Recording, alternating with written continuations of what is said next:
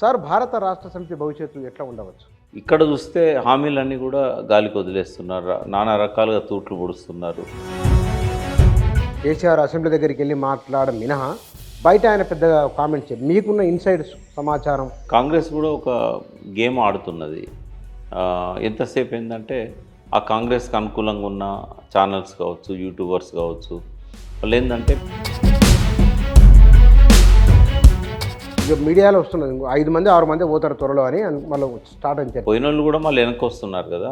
ఆ పరిస్థితుల్లో మిగతా వాళ్ళు పునరాలోచనలో పడ్డప్పుడు దాన్ని ఓవర్కమ్ కావడానికి ఇటువంటి ట్రిక్ ప్లే చేస్తున్నారు కాంగ్రెస్ పార్టీ.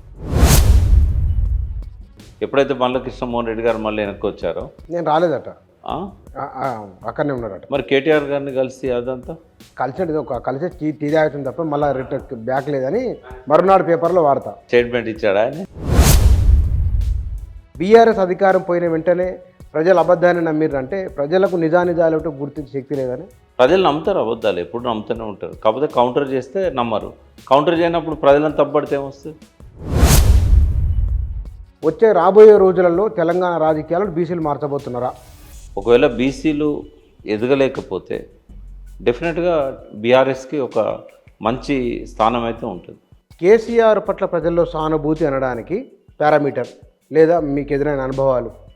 ఎక్కడ పోయినా అంటున్నారు కూర్చొన్న, మేము సార్ పోతారు అనుకోలేదు, సార్ పోయిండు, మాకు ఈ కష్టాలు మొదలైనాయి, మాకు రైతు బంధు పడతలేదు, పెన్షన్ సరిగా పడతలేదు, ఇట్లాంటి మాటలు అయితే ఎక్కడ పోయినా వినబడుతున్నాయి. చాలామంది అంటున్నారు.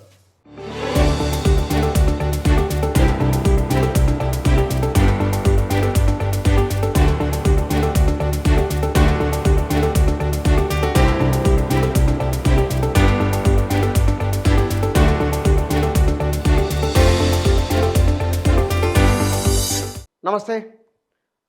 తెలంగాణ రాష్ట్ర రాజకీయాలలో పార్టీ ఫిరాయింపులు, ఈ ఆర్గ్యుమెంటు సుమారు ఏడాది కావస్తున్నా సరే అది కొనసాగుతూ ఉన్నది. మరో చర్చ మరొక 4-5 రోజుల్లోనో మరికొద్ది రోజుల్లోనో బీఆర్ఎస్ నుంచి కాంగ్రెస్లోకి మరికొంతమంది నాయకులు పోతూ ఉన్నారు. ప్రధానంగా ఎమ్మెల్యేలు వెళ్తూ ఉన్నారు. ఈ చర్చ మొత్తం జరుగుతూ ఉన్నది. ఈ చర్చ కోణంలో చూసుకున్నప్పుడు భారత రాష్ట్ర సమితి భవిష్యత్తు ఎట్లా ఉండబోతున్నది? కేసీఆర్ ఇలాంటి సందర్భాలలో ఎలాంటి వ్యూహాన్ని అనుసరిస్తారు? ఆయన ఆలోచన ఏమిటి? ఈ మొత్తం సినారియోలో వచ్చిన మరొక చర్చ, బీజేపీలో బీఆర్ఎస్ విలీనమనో లేదా కలుస్తారనో రకరకాల చర్చలు ఉన్నాయి. ఈ సందర్భంలో తెలంగాణ రాజకీయ ముఖచిత్రంలో బీఆర్ఎస్ ఎట్లా ఉండబోతున్నదో ఈ విషయాల గురించి మాట్లాడదాం. మన దగ్గర సామాజిక రాజకీయ విశ్లేషకులు, చరిత్ర పరిశోధకులు వి ప్రకాష్ గారు మన దగ్గర ఉన్నారు. వారితో మాట్లాడదాం. సార్ నమస్కారం. నమస్తే బుచ్చన్న. సార్ భారత రాష్ట్ర సమితి భవిష్యత్తు ఎట్లా ఉండవచ్చు? నాకైతే ఉజ్వలంగా ఉంటుందని అనిపిస్తున్నది రాబోయే రోజుల్లో. ఉజ్వలంగా? ఎస్. ఎందుకంటే రోజు రోజుకు పతనమయ్యే దిశలో అధికార కాంగ్రెస్ పార్టీ ఉంటుంది. ఎందుకంటే ఇప్పటికీ 7-8 నెలల నుంచి మనం చూస్తున్నాం, ప్రజలకు భ్రమలు తొలగిపోతూ ఉన్నాయి ఆ పార్టీ పట్ల. ఎందుకంటే ఒక అస్తవ్యస్త పాలన కనబడుతూ ఉన్నది, కంట్రోల్ లేదు. తర్వాత విపరీతమైన అప్పులు అవుతున్నాయి. ఈ 8 నెలల్లో 50,000 కోట్ల అప్పులు తెచ్చారు. పైనుంచి షోపుట బాగా కనబడుతుంది, కానీ ఆ ఫారెన్ పోవడము, అగ్రిమెంట్స్ అవ్వడము ఇట్లాంటివన్నీ కనబడుతున్నాయి. కానీ రియల్గా ప్రజల్లోకి ఆ పెట్టుబడులు వచ్చి అన్ఎంప్లాయ్మెంట్ అనేది కొంత తగ్గినప్పుడు, ఉద్యోగ కల్పన జరిగినప్పుడు దాని మీద గౌరవం అనేది పెరుగుతుంది. ఇక్కడ చూస్తే హామీలన్నీ కూడా గాలికి వదిలేస్తున్నారు. నానా రకాలుగా తూట్లు పొడుస్తున్నారు. అందరికీ ఇస్తామని చెప్పేసి అనేక కండిషన్స్ పెట్టి లాస్ట్కి ఏంటంటే అందులో కేవలం కొద్ది మందికే వర్తించేటట్టుగా షరతులు, ఎట్లా ఎక్కువ మందిని ఎలిమినేట్ చేద్దాము అని చెప్పి దాదాపు 42,000 కోట్లు అయితే అందరికి సరిపోయేది ఎలిజిబుల్ క్యాండిడేట్స్కి. ఆ ఎలిజిబిలిటీ అర్హతలను తగ్గిస్తూ అది ఏ 11,000 కోట్లకో 12,000 కోట్లకో పరిమితం చేసేటట్టు కనబడుతూ ఉన్నది. అంటే ఇచ్చినామని చెప్పుకోవడానికి పనికొస్తుంది అది, కానీ మెజారిటీ ప్రజలకు ఆ ఫలితాలు లబ్ధిదారులకు అందవు. సో ఆ రకంగా చూసినప్పుడు తర్వాత రైతు భరోసా, ఆయన రైతు బంధు అంటే నా రైతు భరోసా అన్నాడు. ఇప్పటివరకు అసలు ఇబ్బంది లేదు ఈ వర్షాకాల పంటలకి. అంటే మొన్న మీరు చేసిన ఒక ఇంటర్వ్యూ చూశాను నేను, పులిరాజుది. ఆయన 40,000 ఇచ్చినా కూడా తక్కువే మద్దతు ధర అని అన్నాడు. ఆయన ఆత్మహత్యల మీద ప్రత్యేకంగా పరిశోధనలు చేస్తూ వేలాది కుటుంబాలను కలిశాడు. ఇప్పటికీ ఆత్మహత్యలు నిరాటంకంగా కొనసాగుతూనే ఉన్నాయి. మధ్యలో కొంత కేసీఆర్ గారి పాలనలో తగ్గినాయి, మళ్ళీ మొదలవుతున్నాయి. ఎందుకు అనంటే ఒక పక్కనేమో ఈ అకాల వర్షాల వల్ల మధ్య మధ్యలో పంటలు దెబ్బతినడం కావచ్చు, ప్రకృతి వైపరీత్యాలు. రెండో పక్కన ఏంటంటే ఇస్తా అన్న టైంకు ఆ మాత్రం సహాయం కూడా ఇవ్వకపోవడం అనేది.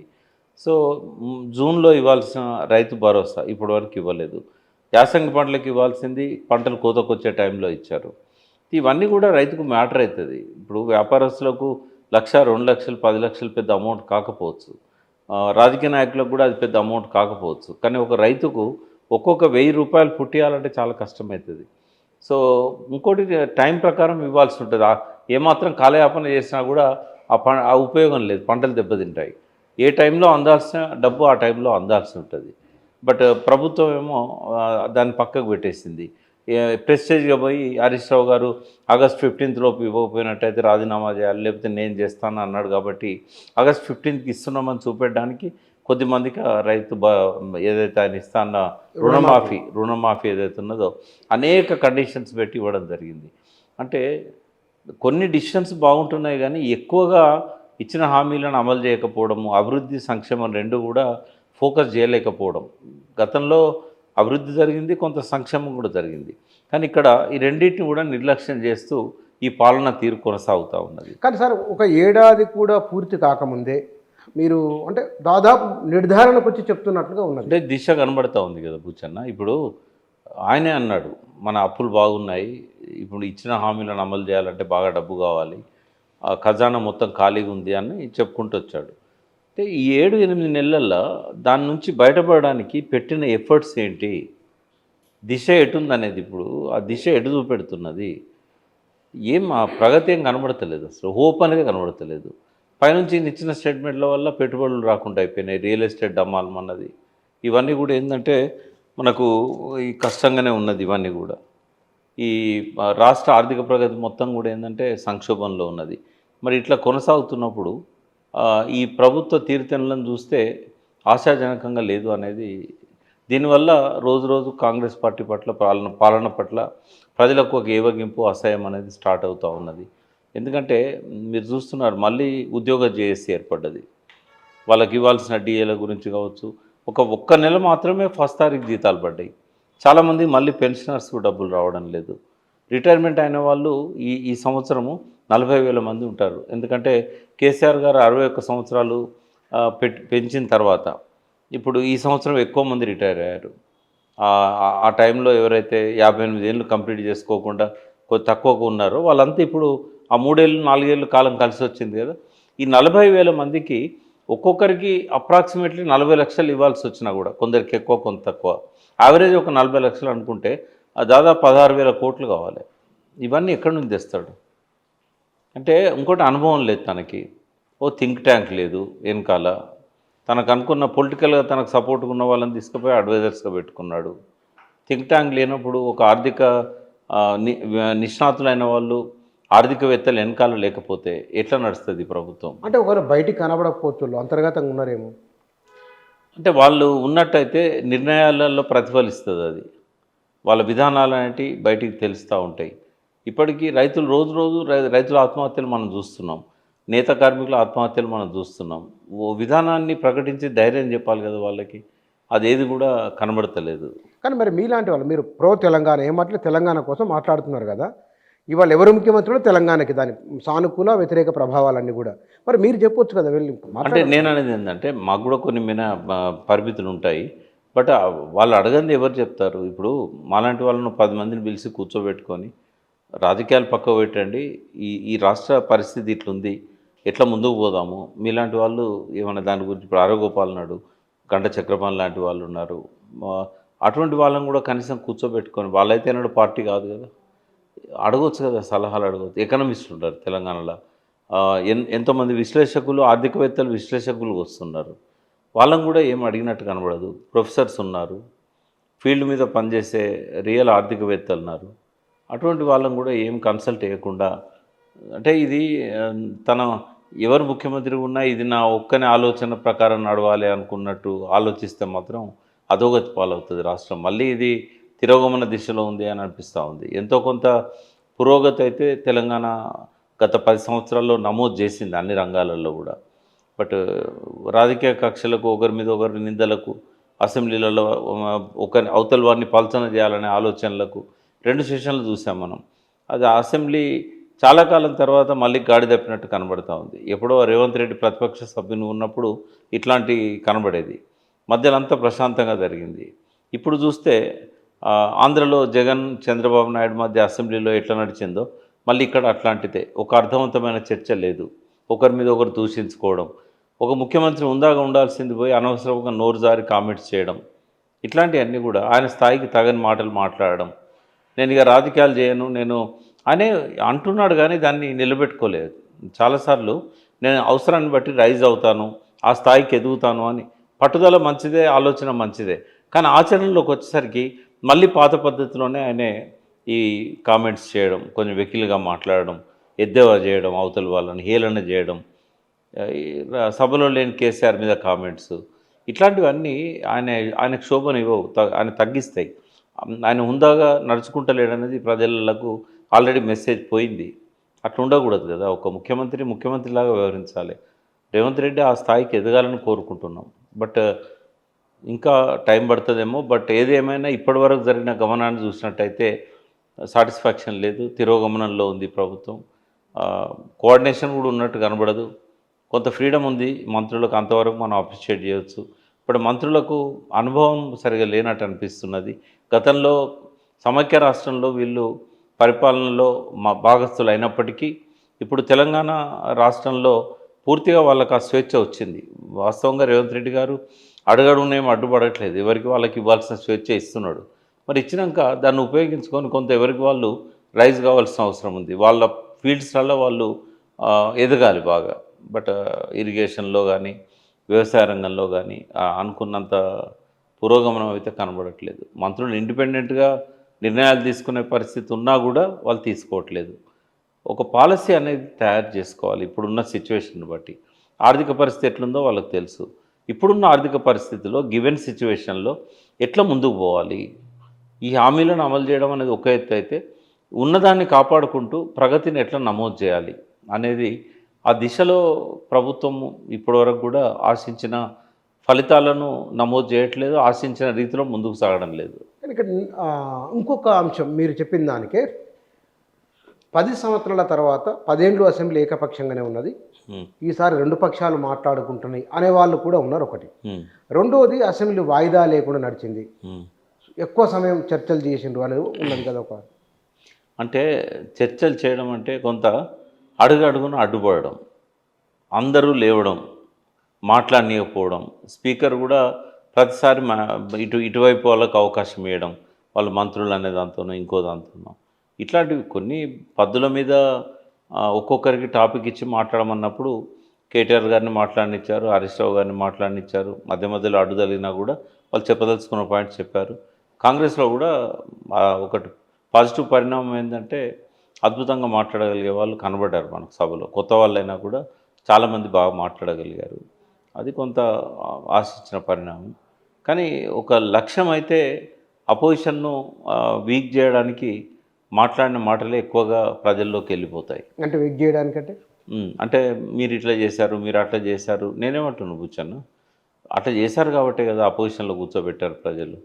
మళ్ళీ అదే విషయాన్ని మీరు ఎందుకు ఇట్లా చేయట్లేదంటే మీరు అట్లనే చేశారు కదా, అంటే మేము అట్లా చేశాం కాబట్టే కదా మమ్మల్ని ప్రతిపక్షంలో కూర్చోబెట్టారు. మీరు ఎందుకు చేయట్లేదని అంటే మీరు ఇట్లనే చేశారు కదా అంటే సమాధానం అవుతుంది అది. సో ఆ రకంగానే నడిచింది. అంటే ఎంతసేపు వాళ్ళ తప్పులను ఎత్తి చూపెట్టడం, మీరు ఇట్లా చేయలేదా, ఇట్లాంటివన్నీ కొంత అర్థవంతమైన చర్చలు జరగాలి. ఇంకా ప్రిపేర్ అయ్యి రావాలి అసెంబ్లీకి వచ్చేటప్పుడు. ఆ బడ్జెట్ మీద బాగా స్టడీ చేసి మాట్లాడాలి. ఇవన్నీ ఏం జరగట్లేదు. కొత్త వాళ్ళు చాలామంది ఉన్నారు, వాళ్ళకు నేర్చుకోవడానికి టైం పడుతుంది, చూడాలి. కానీ ఇక్కడ బీఆర్ఎస్ భవిష్యత్తు ఉజ్వలంగా అని అన్నారు. ఎస్, మహోజ్వలంగా ఉండబోతున్నది అని అన్నారు మీరు. అంటే కేవలం కాంగ్రెస్ ప్రభుత్వము తీసుకుంటున్న నిర్ణయాల కారణంగానే ఉజ్వలం ఉంటుందా? అంటే వాస్తవంగా చెప్పాలంటే ప్రజల లోపల కొంత ఆలోచనలు అయితే మొదలైనవి. అనవసరంగా మనం కేసీఆర్ గారిని పోగొట్టుకున్నాం. ఎందుకు అంటే అన్ని సమస్యలు మళ్ళీ పునరావృతం అవుతున్నాయి. ఇప్పుడు కరెంట్ ఉండలేదు, ఎవ్రీడే కట్ అవుతుంది. ఎక్కడ చూసినా కూడా మీకు కరెంటు కోతలు అనేటివి అసలు మీరు కనబడతాం. తెలంగాణలో లేరు. నేను ఫోన్ చేసినప్పుడల్లా వేరే స్టేట్లో ఉంటున్నారు, వేరే దేశంలో ఉంటున్నారు నేను మీరు. పొద్దున పోయి నైట్ వచ్చేస్తా. ఇప్పుడు ఎట్లయిపోయిందంటే శంషాబాద్ ఎయిర్పోర్ట్ మార్నింగ్ 6 o'clock పోతే ఆ, మళ్ళీ నైట్ 9, 10, 11 వరకు భారతదేశంలో ఏ మూలకైనా పోయి రావచ్చు. అన్ని ఫ్లైట్స్ ఉన్నాయి. అంటే పొద్దున సాయంత్రం కల్లా వస్తున్నారు. వీక్లీ 1 or 2 days నేను బయటికి పోతాను. వేరే దేశం పోయినా కూడా 2-3 days కంటే ఎక్కువ ఏం పోను. ఉమ్, బట్ నేను డైలీ చూస్తున్నాను మా ఇంట్లో 3 phases ఉంటేనే లిఫ్ట్ నడుస్తుంది. త్రీ ఫేజెస్ ఉండలేదు. తర్వాత మధ్యరాత్రి పవర్ పోతున్నది. ఈ అలవాటు పడ్డాం కదా, ఫ్యాన్లకు అలవాటు పడ్డాం. మధ్యరాత్రి పవర్ పోయేసరికి ఆ ఫ్యాన్ ఆగిపోతుంది, మేలుకు వస్తుంది. అంటే డే టైంలో కూడా చాలాసార్లు కరెంట్ పోతున్నది. ఇది అందరూ కూడా కంప్లైంట్ చేస్తున్నారు. సరే పరిశ్రమల మీద ఎఫెక్ట్ ఎట్లుందో తెలియదు. జనరేటర్ సౌండ్స్, ఇప్పుడు అర్ధరాత్రి నిద్రలో పక్కింటి అతనికి జనరేటర్ ఉంది, ఆ జనరేటర్ మూత వినబడుతుంది, ఆ రాత్రి నిద్ర పట్టదు. మళ్ళీ ఇది చాలాసార్లు ప్రతి రాత్రి కరెంటు పోతున్నది. అవుట్స్కట్స్లో నేను ఉండేది, అవుట్స్కట్స్లో అయితే పోతున్నది. సిటీలో ఎట్లుందనేది ఇక్కడ చెప్పాలి. ప్రతిరోజు అని చెప్పలేదు లేదు. పోతున్నది చాలా పొద్దు పొద్దు అక్కడ ఉమ్. పోతున్నది, కానీ అంత సివియర్గా ఏమో. ఏదున్నా కూడా అంటే సమ్మర్లో కొద్దిగా ఎక్కువ ఉండే, ఇప్పుడు కొద్ది తక్కువ ఉంది. ఎస్. బట్ అదొక్కటే కాదు కదా, ఇప్పుడు ఏ రకమైన దూరదృష్టి లేదు. నీళ్ళని రేపు నెక్స్ట్ యాసంగి పంటలకు నీళ్ళు ఎట్లు ఇవ్వాలి. సరే వీళ్ళు పోయి ధర్నాలు చేసి ఏదో బెదిరిస్తాము, మేము 50,000 మందితో పోయి నీళ్ళు పంపులు ఆన్ చేస్తామని చెప్పిన తర్వాత ఎల్లంపల్లి నుంచి నీళ్ళు రిలీజ్ చేశారు. అంతకుముందు ఎందుకు నింపుకోలేదు మరి? ఓ పక్కన వర్షాలు స్టార్ట్ అయిన తర్వాత నీళ్ళు వస్తున్నప్పుడు అదివరకు నీళ్ళు ఖాళీ చేయాలి కదా. కొత్త నీళ్ళు వచ్చినప్పుడు దానికోసం ఎంటీ చేసి పెట్టుకోవాలి కదా. హరీష్ రావు గారు ప్రెస్ మీట్ పెట్టి కేటీఆర్ గారు పోయి కాళేశ్వరం దగ్గర మాట్లాడిన తర్వాత అప్పుడు ఎల్లంపల్లి గుర్తొచ్చింది. ఎల్లంపల్లి నీళ్ళని లిఫ్ట్ చేసుకుంటూ వచ్చారు. అయితే ఒకటి నేను వాళ్ళని సమర్థిస్తున్నాను కాదు, కానీ ప్రభుత్వానికి ఒక విజన్ లోపించింది. వాళ్ళు కూడా బాగా పరిపాలన చేయాలని కోరుకుంటున్నాను. ఉత్తమ్ కుమార్ రెడ్డి అయినా రేవంత్ రెడ్డి గారు అయినా నీటి విధానం అనేది ఒకటి ప్రకటించాలి. ఇప్పుడు నెక్స్ట్ యాసంగి పంటల గురించి ఇప్పుడే ఒక పాలసీ తీసుకోవాలి. ఇప్పుడు వర్షపాతం కొద్దిగా ఎక్కువనే ఉంది. ఇప్పుడు కృష్ణానదిలో అయితే బాగా నీళ్ళు వచ్చాయి. కృష్ణానది మొత్తం రిజర్వాయర్స్ అని నింపుకున్నారు. మరి చూడాలి ఈసారి సర్ప్లస్ వాటర్తో కొద్దిగా ఎక్కువ పంటలు పండుతాయి మరి కృష్ణా బేసిన్లో. అప్పుడు నిరంజన్ రెడ్డి గారు పట్టుదలతోని అన్ని వాగుళ్ళల్లో అనుసంధానం చేసి అన్ని చెరువులు నింపారు. మరి ఇప్పుడు ఆ పరిస్థితి ఉన్నదా అక్కడ? ఇప్పుడు తుంగభద్ర డ్యాము అది గేటు పోయినందువల్ల అపరిమితమైన వరదలు వచ్చాయి అక్కడ నుంచి. మరి రాబోయే రోజుల్లో దాని మీద ఆధారపడి ఉన్న వ్యవసాయం ఏం కావాలి? ఉన్న నీళ్ళన్నీ రిజర్వాయర్ ఖాళీ చేయాల్సిన పరిస్థితి వచ్చింది. ఇప్పుడు ఇవన్నీ ఉన్నాయి ఇష్యూస్. కానీ అంటే కేసీఆర్ గుర్తొస్తున్నాడు జనానికి అంటే కరెంటుతో గుర్తొస్తున్నాడు మీ ఉద్దేశం? ఒక్క కరెంటే కాదు, ఆత్మహత్యలు, రైతుల ఆత్మహత్యలు, నేతన్నల ఆత్మహత్యలు, వీటితో పాటుగా మిషన్ భగీరథ విషయంలో కూడా ప్రాంప్ట్గా దాన్ని రిపేర్లు చేయకపోవడం, ఇట్లాంటి కొన్ని గ్రామాలకు నీటి సరఫరాలో అంతరాయం కలగడం కావచ్చు. తర్వాత రైతు బంధు సరైన సమయంలో ఇవ్వకపోవడం కావచ్చు. ఇట్లాంటివన్నీ కూడా ఆయన సంక్షేమం విషయంలో ఎన్నడూ పెండింగ్లో పెట్టలేదు. జీతాలు కొంచెం లేట్గా ఇవ్వచ్చు, 18వ తారీఖు సాలరీస్ ఇవ్వచ్చు, కానీ రైతుల విషయంలో మాత్రం ఆయన టాప్ ప్రయారిటీ ఇచ్చి చేశాడు. ఇటువంటివన్నీ కూడా ఉన్నాయి. కానీ బహుశా ఈ 7-8 నెలల పరిపాలన కాలం పైన కేసీఆర్ అసెంబ్లీ దగ్గరికి వెళ్ళి మాట్లాడడం మినహా బయట ఆయన పెద్దగా కామెంట్స్ మీకున్న ఇన్సైడ్ సమాచారం ఇంకా ఆయన ఎందుకో మరి రావట్లేదు. అది మైనస్ పాయింటే ఆ పార్టీకి, ఆయనకు కూడా. మొన్న అసెంబ్లీ సెషన్లో ఆయన వచ్చి బడ్జెట్ మీద లీడ్ తీసుకొని మాట్లాడి తన టీంని అంతా కూడా యాక్టివేట్ చేసి ఉన్నట్టయితే బాగుండేది. అయితే కాంగ్రెస్ కూడా ఒక గేమ్ ఆడుతున్నది. ఎంతసేపు ఏంటంటే ఆ కాంగ్రెస్కి అనుకూలంగా ఉన్న ఛానల్స్ కావచ్చు, యూట్యూబర్స్ కావచ్చు, వాళ్ళు ఏంటంటే బీజేపీలో కలుస్తుంది అని ఒక గోబెల్స్ ప్రచారం చేస్తూ ఉన్నారు. అంటే అబద్ధాల ప్రచారాన్ని తెలంగాణ ప్రజలు నమ్ముతున్నారు అనేది కాంగ్రెస్ నాయకులకు అర్థమైంది. ఇలా అబద్ధాలను నమ్మకపోతే వాళ్ళు అధికారంలోకి వచ్చేవాళ్ళే కాదు. ఈ అబద్ధాలను నమ్ముతున్నారు కాబట్టి అబద్ధాలను మళ్ళీ మళ్ళీ ప్రచారం చేద్దాము. కాబట్టి వాళ్ళు మళ్ళీ ఎలక్షన్లప్పుడు మాత్రమే ఉండాల్సిన ఈ సోషల్ మీడియా వార్ అనేది ఇప్పుడు కూడా కొనసాగుతూ ఉంది. ఇటీవల కాలంలో మనం చూసాం, వరుస పెట్టి ఆ పార్టీకి అనుబంధంగా ఉండే మనుషులు కావచ్చు, ఛానల్స్ కావచ్చు, బీజేపీలో కలుస్తున్నది అనేది ఒక దుష్ప్రచారాన్ని లేపారు. కేటీఆర్ గారు ట్వీట్ చేసిన తర్వాత కూడా మళ్ళీ ఒక 3-4 రోజుల దాకా చర్చ కంటిన్యూ చేశారు. అంటే ఎమ్మెల్యేల మెదళ్ళలో ఏంటంటే ఇక బీజేపీలో కలుస్తుంది, ఇంకెందుకు ఉంటాను అక్కడ, మీరు వచ్చేసేయండి అనేది ఒక సంకేతం ఇవ్వడానికి అనేది అర్థమవుతా ఉన్నది. ఇక మీడియాలో వస్తున్నది, ఇంకో 5 మంది 6 మంది పోతారు త్వరలో అని మళ్ళీ స్టార్ట్ అని చర్చ. అదే పోయిన వాళ్ళు కూడా మళ్ళీ వెనక్కి వస్తున్నారు కదా. ఆ పరిస్థితుల్లో మిగతా వాళ్ళు పునరాలోచనలో పడ్డప్పుడు దాన్ని ఓవర్కమ్ కావడానికి ఇటువంటి ట్రిక్ ప్లే చేస్తున్నారు కాంగ్రెస్ పార్టీ. ఎప్పుడైతే మళ్ళీ కృష్ణమోహన్ రెడ్డి గారు మళ్ళీ వెనక్కి వచ్చారో, నేను రాలేదట, అక్కడనే ఉన్నారట. మరి కేటీఆర్ గారిని కలిసి అదంతా కలిసి ఒక కలిసి టీ తాగుతుంది తప్ప మళ్ళీ రిటర్న్ బ్యాక్ లేదని మరునాడు పేపర్లో వాడతా. స్టేట్మెంట్ ఇచ్చాడా ఆయన? ఆ పేపర్లో మరునాడు వాడతా. సరే ఒకటే పుచ్చన్న, ఇప్పుడు ఎమ్మెల్యేలు ఇప్పుడు కాకపోతే ప్రతిపక్ష నాయకుని హోదా మిస్ అవుతుందేమో, అంతమించి టీఆర్ఎస్ జరగబోయే నష్టం ఏమున్నది? ఎమ్మెల్యేలు పోయినంత మాత్రాన ఇప్పుడు ఆ పార్టీ కొత్తగా వచ్చేది ఏం లేదు, ఒక ప్రతిపక్ష హోదా పోతుంది. ఆయన సభకే రావట్లేదు ప్రతిపక్ష నాయకుడు. ఆ హోదా ఉంటేంది పోతేంది అది సభకు వచ్చినప్పుడు కదా. సరే ఏదున్నా కేసీఆర్ గారు మళ్ళీ తొందరగా యాక్టివ్ అయినట్టయితే ఆ పార్టీ ప్రతిష్ట పెరుగుతుంది. అబద్ధాలను తెలంగాణ ప్రజలు నమ్ముతున్నారని కాంగ్రెస్కి అర్థమైంది అని అన్నారు. అవును, 2 సార్లు బీఆర్ఎస్ను అధికారంలోకి తీసుకొచ్చినప్పుడు ప్రజలకు అప్పుడు అబద్ధాలు ఎవరు చెప్పలేదా? బీఆర్ఎస్ అధికారం పోయిన వెంటనే ప్రజలు అబద్ధాన్ని నమ్మిర్రంటే ప్రజలకు నిజానిజాలు గుర్తించే శక్తి లేదని. అంటే ఎట్లా ఉంటుందంటే ఇది ఒకటేమో అప్పుడు ప్రజల నోటీసులోకి డైరెక్ట్గా అభివృద్ధి కార్యక్రమాలు కానీ సంక్షేమం కానీ వాళ్ళ మదిలోకి డైరెక్ట్ వెళ్ళిపోయింది. ఇంత అబద్ధాలు అప్పుడు ప్రచారం కాలేదు. బట్ ఈసారి ఏమైందంటే ఒక పక్క అబద్ధాలు ప్రచారమైనవి, దాన్ని కౌంటర్ చేయలేకపోయారు. సోషల్ మీడియాలో వీళ్ళు అఫెన్సివ్గా పోతున్నారు. ప్రజలు నమ్ముతారు, అబద్ధాలు ఎప్పుడు నమ్ముతూనే ఉంటారు. కాకపోతే కౌంటర్ చేస్తే నమ్మరు. కౌంటర్ చేయనప్పుడు ప్రజలను తప్పబడితే ఏమొస్తుంది? నమ్మడానికి ఆస్కారం స్కోప్ ఇచ్చింది ఎవరు? మీరు చెప్పకపోవడమే కదా. రేషన్ కార్డులు ఇవ్వలేదు అనేది వాళ్ళు ప్రచారం చేశారు. మేము 6 లక్షల రేషన్ కార్డులు ఇచ్చామని చెప్పలేకపోయినారు. ఉద్యోగాలు ఇవ్వట్లేదు అనేది నిరుద్యోగులంతా కూడా గ్రామం పోయి ప్రచారం చేశారు. భారతదేశంలో అన్ని రాష్ట్రాల కంటే మేమే ఎక్కువ ఇచ్చామని చెప్పలేకపోయారు. అంటే ఇట్లాంటివన్నీ స్వయంకృత అపరాధం. ఎందుకు చెప్పలేకపోయారంటే జనం గుర్తిస్తారనే ధీమానా అంటే ఏందన్నట్లా ఎందుకు చెప్పలేకపోయారు? వ్యవస్థాగతమైన లోపాలు. అంటే ఏ పార్టీకైనా ఒక పద్ధతి, దానికి ఒక సిస్టమ్ ఉంటుంది, ఒక వ్యవస్థ ఉంటుంది. ఇక్కడ అది ఏది లేదు. అసలు ఎవరు మీడియాకు పోవాలనో తెలియదు, ఎవరికి స్పోక్స్ పర్సన్స్గా ఐడెంటిఫికేషన్ ఉండదు, ఎవరిని గుర్తింపు ఇవ్వరు.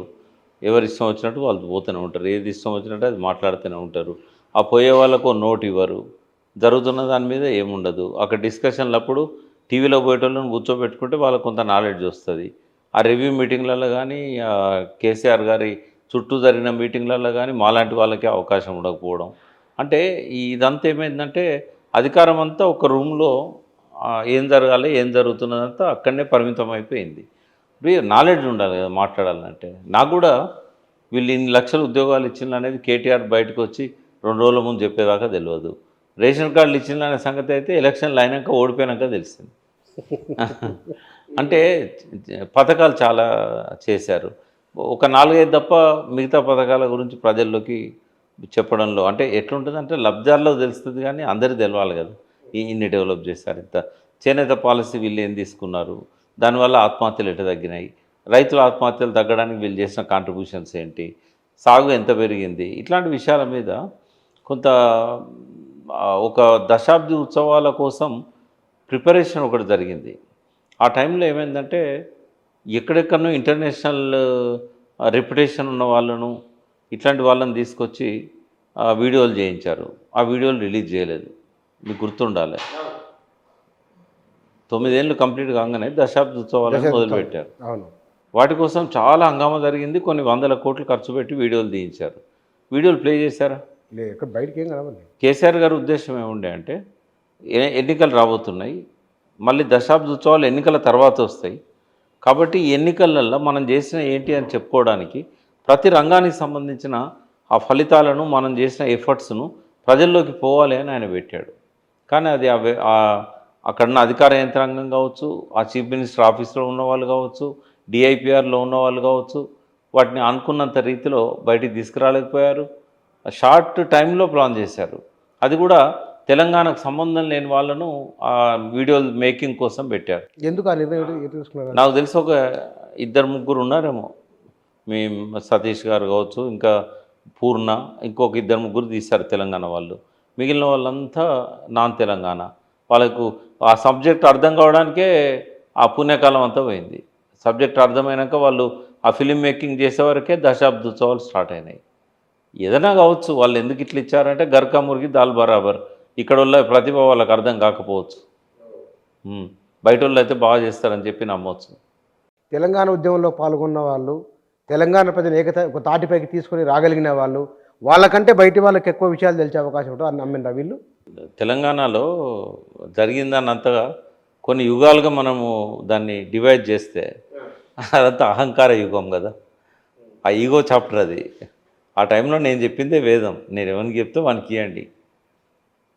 అట్లా జరిగింది అది. ఏం చేస్తాము ఇప్పుడు? కర్ణుడి చావుకు 1000 కారణాలు అన్నట్టు ప్రకృతి ఆయన ఓడిపోవాలి, ఆ పార్టీ రావద్దు అధికారంలో కానీ నిర్ణయించినప్పుడు ఎవరు ఏం చేసినా కూడా ఎట్లా వస్తారు? ఆ పోయే కాలం వచ్చినప్పుడు అంటారు కదా, అవన్నీ వచ్చినాయి ఆ లక్షణాలన్నీ. అసలు అదైతే నన్ను కూడా హార్ట్ బర్న్ చేసింది. నేను డైరెక్ట్ సెక్రటరియట్కి పోయి గొడవపడ్డా దేశపతితోని, తర్వాత అక్కడ ఉన్న వాళ్ళతో. ఏంది అది? తెలంగాణ ఉద్యమంలో ఉన్న వాళ్ళకంటే ఎక్కువ తెలుసా వీళ్ళకు? ఆ మీటింగ్లో ఉన్నా నేను. వర్క్ అలాట్మెంట్ చేసేటప్పుడు కొంతమంది మన మిత్రులు ఉద్యమకారులు వచ్చి మనకి ఇవ్వకుండా ఎవరికో ఇస్తానులే అంటే వాళ్ళతో పాటు పోయినా నేను సెక్రటరియట్. ఆ మీటింగ్లో కూర్చున్నప్పుడు చీఫ్ సెక్రటరీ గారు ఒక్కొక్కరిని వర్క్ అలాట్మెంట్ చెప్తా ఉన్నప్పుడు నాకు చాలా బాధ అనిపించింది. అంటే వేరే వాళ్ళకి అలాట్ చేస్తున్నారు వర్క్. ఎక్కడెక్కడ వాళ్ళు, బొంబాయి వాళ్ళుగా ఎక్కడ చాలా దారుణం అనిపించింది. మధ్యలోకి లేచి వచ్చిన నేను. లేచి వచ్చి మీరు ఆ ప్రొటెస్ట్ సీఎంకి ఆ రోజు అర్థమైందా? లేదా వాళ్ళ ఇన్ఫర్మేషన్ ఏంటగా ఆయనకు, సీఎంకు ఎట్లా తెలుస్తుంది? పోయింది. ఆయన వస్తేనా, ఆయన ఉంటేనా? చెప్పారా వీళ్ళు ఎవరు ఇట్లా పలానా వ్యక్తి ఇట్లా అయిందని పలానా నాయకుడు? డైరెక్ట్ కారిడార్నే గొడవపడ్డాను నేను. బహిరంగంగా మంత్రులతోనే గొడవపడ్డా. ఏం పద్ధతి ఇది? సత్యవతి రాథోడ్ ఉండాడు, ఆమెకు చెప్పిన గుండె మండుతుందమ్మా అని చెప్పిన. దేశపతికి చెప్పిన, నాదేం లేదు సార్ అని చెప్పిండు. అంటే వాళ్ళు ఎవరు ఏం చేసిందో కానీ అది నన్నైతే చాలా బాధ పెట్టింది. ఉద్యమ కాలంలో లాఠీలు దెబ్బలు తిన్న వాళ్ళల్లో జర్నలిస్టులు ఉన్నారు. కెమెరాలు ధ్వంసం అయిపోయినాయి. ఒక తిండి లేక, తిప్పలు లేక అందరితో పాటు ఉద్యమకారులుగా ఉన్నారు. ఉద్యమాన్ని చూశారు, ఉద్యమాన్ని ప్రచారం చేశారు. శ్రీకృష్ణ కమిటీ వీళ్ళందరినీ తీసేయమంటే కూడా గట్టిగా నిలబడ్డారు. మేనేజ్మెంట్లతో కొట్లాడిన్లు. అటువంటి వాళ్ళు ఇవాళ యూట్యూబ్ ఛానల్స్ పెట్టుకొని, లేకపోతే మేము కొన్ని చేసిస్తాము ప్రోగ్రామ్స్ అని అంటే వాళ్ళకి ఇవ్వకుండా ఎవరెవరికో ఇవ్వడం అనేది, ఇట్లాంటివన్నీ కూడా కారణమైనవి ఒక నెగిటివ్ రావడానికి. మరి అది దాని ఇంపాక్ట్ ఉండదా? నువ్వు వర్క్ ఒక్కనికి ఇవ్వలేదు కావచ్చు, వాడు 100 మందికి చెప్తాడు. ఇట్లాంటివన్నీ జరిగినాయి. అయితే వీళ్ళంతా ఇన్ఫ్లుయెన్స్ చేసేవాళ్ళు. ఇన్ఫ్లుయెన్స్ చేశారు కూడా. కానీ అక్కడ మీరు అన్నారు ఇందాక, అధికారం ఆ రూమ్కే పరిమితమైంది అన్నారు కదా. అతి జాగ్రత్త వలన, అతి విశ్వాసం వల్ల జరిగింది అది? అంటే ఎదురు లేదు. అప్పుడు నాకు 88 సీట్లు వచ్చినాయి, ఇప్పుడు 100 వస్తాయి అనే ఒక ఏమంటారు, అది అతి విశ్వాసం అనొచ్చు, అహంకారం అనొచ్చు, ఏదైనా అనొచ్చు. మీరు నా ఇంటర్వ్యూలో చాలాసార్లు మాట్లాడారు. మీరు కేసీఆర్కు చాలా దగ్గర, తెలంగాణ ఉద్యమ కాలం కలిసి పనిచేసిండ్రు, ఇద్దరు అన్నదమ్ముల్లాగా ఉన్నారు. మరి మీరు వారిని మిగతా విపక్ష నాయకులు మాట్లాడితే మీరు కూడా మీ నేను అనేది ఏంటంటే, వినడానికి సిద్ధంగా లేనప్పుడు ఎవరు చెప్తారు? తర్వాత వినడానికి కమ్యూనికేషన్ ఉండాలిగా. అపాయింట్మెంట్ ఇస్తేనా, కలిస్తేనా, ఎన్నిసార్లు అడిగినా కూడా చూద్దాం. మధ్యలో ఉన్న వాళ్ళు అపాయింట్మెంట్ ఫిక్స్ చేయకపోతే ఏం చేస్తాం? ఆయన ఫోన్ వాడాడు, మెయిల్స్ చూడాడు, ఉత్తరాలు చదవాడు, దానికి ఫోన్ లేదు. ఆయనకు మనం ఏదైనా కమ్యూనికేట్ చేయాలనుకుంటే వాళ్ళు చెప్తారో చెప్పారో తెలియదు. లోపల పోవాలి కదా మొదలు భవన్లకు. మరి అట్లున్నప్పుడు ఎవరు ఏం చేస్తారు? దానికి ఫోన్ లేదు కదా సీఎం, మాజీ సీఎంకు. నాకు తెలిసి అయితే సెకండ్ టర్మ్లో ఆయన ఫోన్ వాడలేదు, ఫస్ట్ టర్మ్లో వాడాడు. అంటే ఆయన దగ్గర ఉండేది ఫోన్లు, ఆయన ఎవరికైనా చేయాలనుకున్నప్పుడు చేసేవాడు. బట్ ఆయన ఫోన్లో నుంచి సెకండ్ టర్మ్ మాత్రం ఆయన ఫోన్ వాడినట్లేదు. మీరు ఎన్నిసార్లు కలిసి సెకండ్ టర్మ్ సీఎం అయినాక? నేను ప్రగతి భవన్ పోయి కలిసింది ఒక 3-4 టైమ్స్ అంతే, మొత్తం 5 ఏళ్లలో. బయట ఎక్కడన్నా మీటింగ్లలో తెలంగాణ భవన్లో అక్కడ ఇక్కడ పెట్టినప్పుడు అంతవరకే. అందరిలాగా ఆడ కూర్చోవడం, ఏమన్నా అవకాశం వచ్చినప్పుడు లెటర్ రాసి ఇవ్వడం. కానీ చాలా బాధ అనిపించింది. అసలు చైర్మన్ ఉన్నా కూడా నేను ఒక్కనాడు కూడా రివ్యూ మీటింగ్లలో నాకు ఇన్విటేషన్ లేదు, నేను పాల్గొన్నది లేదు. ఇరిగేషన్ మీద చర్చలు జరుగుతూ ఉంటాయి, నాలాంటి వాడు అక్కడ ఉండడు. 2-3 సార్లు అడిగినా నేను వాళ్ళను, అక్కడున్న వాళ్ళను. అంటే మరి సార్ చెప్తే మేము పిలుస్తామండి, సార్ చెప్పండి మేము ఎట్లా పిలుస్తాం. పరిస్థితి బాగాలేకుండే. సరే ఎన్నిసార్లు మాట్లాడుకున్నా కూడా ఆయనకు తెలిసి వచ్చిందో లేదో నాకు తెలియదు. బట్ ప్రజలకైతే అందరికీ తెలుసు ఆయన చేసిన తప్పులేంది, ఏ తప్పుల వల్ల ప్రజలు ఆయన శిక్షించిండ్రు. రాజకీయ నాయకునికి అత్యంత పెద్ద శిక్ష ఏంటి తెలుసా బుచ్చన్న? అధికారంలో దించేయడం, జైల్లో పోవడం కాదు. అధికారం కోసం 100 సార్లైనా జైలు పోవడానికి సిద్ధంగా ఉంటాడు రాజకీయ నాయకుడు. జైలు పోవడం రాజకీయ నాయకుని శిక్ష కాదు, ఆస్తులు పోవడం శిక్ష కాదు, అధికారం పోవడం శిక్ష. ఎందుకు అదే? అంటే వాళ్ళు అధికారానికి ఆ రుచికి అలవాటు పడతారు. ఒక్కసారి ఆ సీట్లోంచి కింద కూర్చోబెట్టారనుకో తట్టుకోలేరు. ఇప్పుడు ఆ స్టేజే ఉంది ఆయన విషయంలో అయితే. ఆయన ఊహించని పరిణామం. అందులో మళ్ళీ ఒక సమఉజ్జి ఆయన మీద గెలిస్తే అది వేరు. రేవంత్ రెడ్డి సీఎం కావడం, ఆయన ఓడిపోవడానికి డైజెస్ట్ చేసుకోలేకపోతాడు, కానీ రేవంత్ రెడ్డి సీఎం కావడాన్ని ఇంకా ఎక్కువగా డైజెస్ట్ చేసుకోలేడు. ఆయన సభలో ఆయన ముఖమే చూడొద్దు అనుకున్నాడు కదా. మార్షల్స్తో ఎత్తేయించి ఆయన బయటికి పంపి, అంటే డెమోక్రటిక్ స్పేస్ అనేది మనము లేకుండా చేస్తే అది ఎట్లా ఎదురు తిరుగుతుంది. ఇంకోటి, ఒకసారి రేవంత్ రెడ్డి జర్నీ చూసినట్టయితే అడుగున ఆయన సైజు పెంచింది కేసీఆరే కదా. మరి ఒక బలమైన శత్రువుగా ఒక మామూలు వ్యక్తిని తయారు చేసుకున్నాడు కదా. మరి అప్పుడు తప్పు ఎవరిది? ఆయనదే అవుతుంది కదా. రేవంత్ రెడ్డిని ఓటుకు నోటు కేసులో ఆయనను జైలు పంపిన కాడ నుంచి ఆయన సీఎం అయ్యేదాకా ఆయనని హీరో చేసింది కేసీఆర్ గారే. శత్రువు సైజు పెంచింది ఆయనే. ఆయన ఎంబడిన వాళ్ళదేమో సైజు తగ్గించాడు, శత్రువు సైజు ఏమో పెంచాడు. జరుగుతున్న పరిణామాలను గ్రహించలేదు. ఒకటేమో ఫీడ్బ్యాక్ లేదు ఆ పార్టీలో, కింద ఏం జరుగుతుందో పైకి తెలిసే అవకాశం లేదు ఎప్పటికీ. ఇప్పుడంటే కొంత జనంలోకి వీళ్ళు వెళ్తున్నారు. కేటీఆర్, హరీష్ రావు ఏదైనా సమస్య వెళ్ళినప్పుడు పోతున్నారు, ఎవరైనా చచ్చిపోతే పరామర్శిస్తాను పోతున్నారు, వాళ్ళ దగ్గరికి దండలు వేస్తున్నారు. అప్పుడు ఇది లేదు కదా. దగ్గర వాళ్ళు ఏమన్నా చనిపోయినా, వాళ్ళ కుటుంబ సభ్యులు చనిపోయినా కనీసం ఓ ఫోన్ చేసి పరామర్శించిన పాపాన పోలే కదా. ఒకటేమో ఫీడ్బ్యాక్ లేదు. అట్లాంటి కాడికి పోతే కనీసం జనం చెప్తారు, ఇది జరుగుతుంది, కొంచెం మీరు మార్చండి, ఇట్లాంటివన్నీ సారుకు చెప్పండి అని చెప్తారు. అది జనంలోకి పోకపోతే ఎవరు చెప్తారు? ఎమ్మెల్యేలకు ఉంటుంది ఫీడ్బ్యాక్, కానీ వాళ్ళు చెప్పడానికి అవకాశమే లేదు కదా. ఇక్కడ మనము ఇన్ని చెప్పారు మీరు, టీఆర్ఎస్ బీఆర్ఎస్, మీ వ్యక్తిగత అనుభవం కూడా ఇన్ని ఉన్నప్పటికీ కూడా ఉజ్వలమైన భవిష్యత్తు అంటే వేరే లేదు కదా కూర్చొని, ఆల్టర్నేట్ లేదు. బీజేపీ ఎప్పటికీ ఆ ప్లేస్ ఆక్రమించలేదు తెలంగాణలో.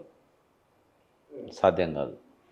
ఎందువల్ల సాధ్యం కాదు అంటే ఇక్కడ నేచర్ అది. ఇక్కడ ప్రజల్లో ఉన్న ఎమోషన్స్ వేరు, ఇక్కడ ప్రజల ఆలోచనలు వేరు.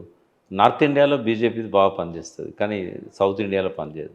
ఒక తెలంగాణ కాదు, సౌత్ ఇండియాలో ఎక్కడ కూడా ఆ భావజాలానికి అంత ఇంపార్టెన్స్ రాదు. కొంతమంది పదవుల కోసం పోయిన వాళ్ళు ఉంటారు, వాళ్ళని అంటిపెట్టుకున్న కార్యకర్తలు ఉంటారు. కేంద్రంలో మోడీ కావాలని కోరుకోవచ్చు, కానీ రాష్ట్రంలో బీజేపీ పాలన కావాలని కోరుకోరు. ఇప్పటికైనా కాంగ్రెస్కు బీఆర్ఎస్కి మధ్యనే ఫైట్ ఉంటుంది ఇక్కడ. రేపు ఏదైనా మూడో శక్తి వస్తే చెప్పలేము. ఒక వ్యాక్యూమ్ అయితే ఉన్నది తెలంగాణలో. బీసీలు అంతా కనుక ముఖ్యమైన నాయకులంతా ఒక నిర్ణయం తీసుకొని మనం కూడా పొలిటికల్ పార్టీ పెట్టుకుందాము, ఇంతమంది ఉండి మనము వాళ్ళ దగ్గర పోయి టికెట్లు అడుక్కోవాల్సిన అవసరం ఏంది, ఈ ఆత్మవంచన మనకెందుకు, ఆత్మగౌరవంతో మనం బతుకుదాం అని చెప్పి కనుక పోలరైజ్ అయితే వాళ్ళు ఒక పార్టీ పెట్టుకుంటే ఆ వ్యాక్యూమ్ అనేది, గ్యాప్ అనేది ఫిలప్ చేసిన వాళ్ళు అవుతారు. అప్పుడు ముగ్గురు మధ్య పోటీ జరుగుతుంది.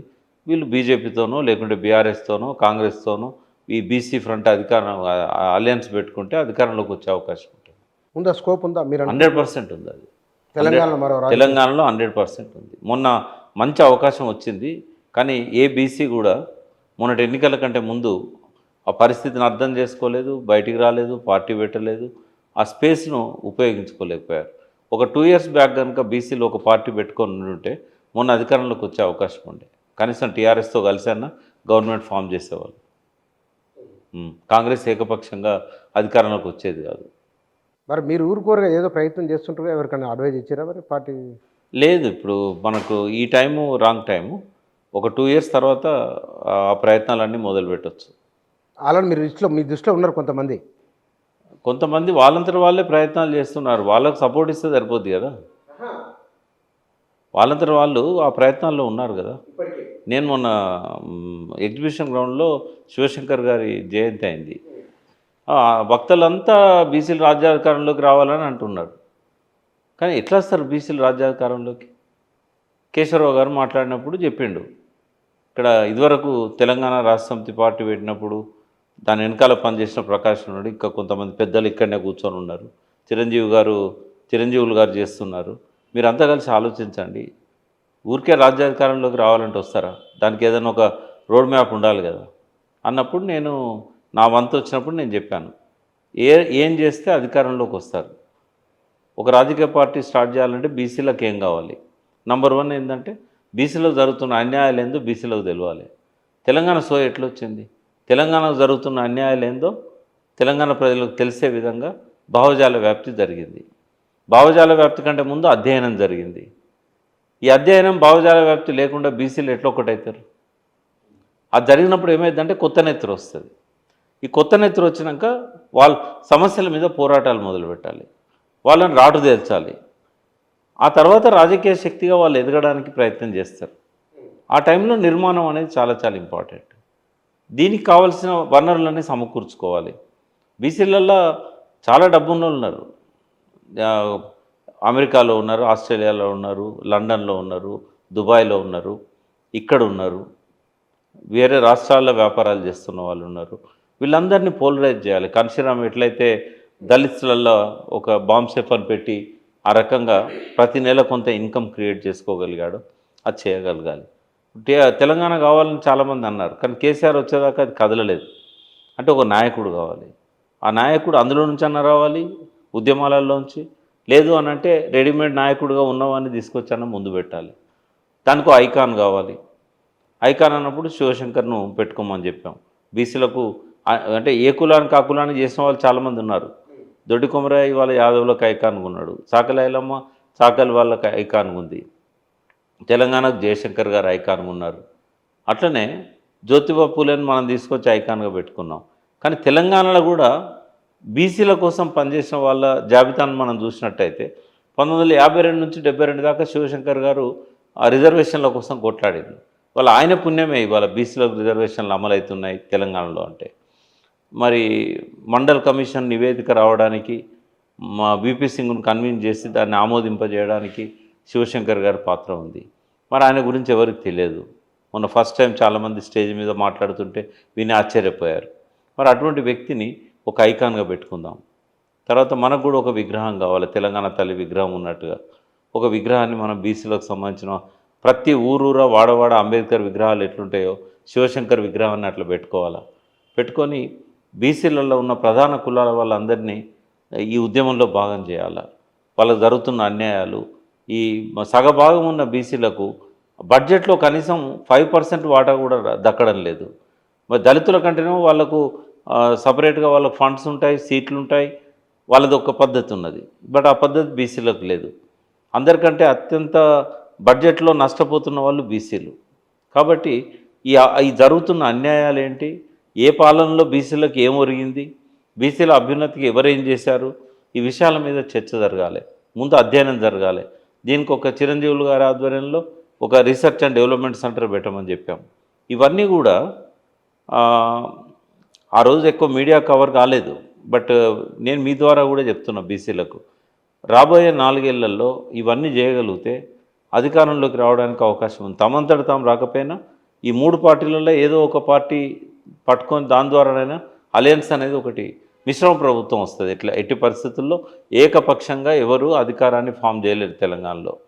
రానున్న ప్రభుత్వం మాత్రం ఖచ్చితంగా సంకీర్ణ ప్రభుత్వం. ఆ సంకీర్ణంలో బీసీలు తమ స్థానాన్ని వాళ్ళు పదిలపరచుకోవాలి. ఎక్కడ సంకీర్ణ? రాష్ట్రంలో మన రాష్ట్రంలో వచ్చేది సంకీర్ణ ప్రభుత్వం. డెఫినెట్గా సంకీర్ణ ప్రభుత్వం వస్తుంది. అప్పుడు బీఆర్ఎస్కి ఉజ్వలం ఎట్లయితుంది? నేను అనేది ఏంటంటే బీఆర్ఎస్ అధికారంలోకి రావడానికి ఎవరో ఒక ఈ బీసీ లాంటి శక్తి వస్తే కనుక అవకాశం ఉంటుంది. ఒకరు లేదనుకోండి ట్రయాంగిల్ ఫైట్ ఉంటుంది. కానీ కులాల వారిగా ఇన్ని కులాలుగా విడిపోయిన తర్వాత మరి ఇన్ని కులాలు ఎవరు ఐకాన్? మీరు అన్నారు చాకల ఐలమ్మ, దొడ్డి కొమరయ్య, శివశంకరు, ఇంకో దగ్గర ఇంకోరు, ఎవరి కులానికి వాళ్ళు ఐకాన్లు ఉంటారు. బీసీలందరికీ శివశంకర్ ఉండాలని నేను చెప్పాను, బీసీ సమూహానికి. ఎందుకంటే ఆయన బీసీల కోసం పనిచేశాడు, ఒక్క కులాని కోసం పనిచేయలేదు. ఇదంతా అంటే సందర్భం వచ్చే మీరు సంకీర్ణమని అన్నారు కాబట్టి వచ్చే రాబోయే రోజులలో తెలంగాణ రాజకీయాలను బీసీలు మార్చబోతున్నారా? మార్చాలి, మార్చగలగాలి. ఆ సోయ అయితే వస్తున్నది. వచ్చింది అది. ఇప్పుడైతే బీసీ జనగణన మీదనైతే ఒక మూమెంట్ లాగా తీసుకొస్తున్నారు కదా, ఇది ఆగిపోకూడదు. బీసీ కులగణన అయిన అది తర్వాత కాంగ్రెస్ తెచ్చింది, రాహుల్ గాంధీ తెచ్చిన చర్చ. చర్చ రాహుల్ గాంధీ తెచ్చినా కూడా ఇక్కడ ఒత్తిడి తెస్తున్నది ఎవరు? ఉం. ఇప్పుడు అందరు మీటింగ్స్ అవుతున్నాయి రెగ్యులర్గా, అందరు ఒకటవుతున్నారు, ఒక వేదిక మీదకి వస్తున్నారు. ఇది ఒక శుభ పరిణామం. ఒకవేళ బీసీలు ఎదగలేకపోతే డెఫినెట్గా బీఆర్ఎస్కి ఒక మంచి స్థానం అయితే ఉంటుంది. అంటే ఈ మూడు పార్టీలలో కాంగ్రెస్, బీజేపీ అండ్ బీఆర్ఎస్లో ఫస్ట్ పొజిషన్ బీఆర్ఎస్కే ఉంటుంది. ఒకవేళ ఇందాక మనం బీఆర్ఎస్కి వద్దాం, మళ్ళీ 10 మందో 15 మందో 5 మంది ఎంతో నంబరు కాంగ్రెస్లో జాయిన్ అయితే కనుక బీఆర్ఎస్ అప్పుడు జాయిన్ చేసుకున్నారు కాబట్టి ఇప్పుడు కాంగ్రెస్ అని అనుకుంటారు. అయితే కనుక ఇది బీఆర్ఎస్కి అనుకూలంగా టర్న్ కావచ్చా? ఎమ్మెల్యేలు పోయినంత మాత్రాన పెద్దగా లాభం లేదు, నష్టము లేదు బీఆర్ఎస్కి. నష్టము అని అంటే కొంత క్యాడర్ పోతుంది, మళ్ళీ కొత్త క్యాడర్ని తయారు చేసుకోవాలి.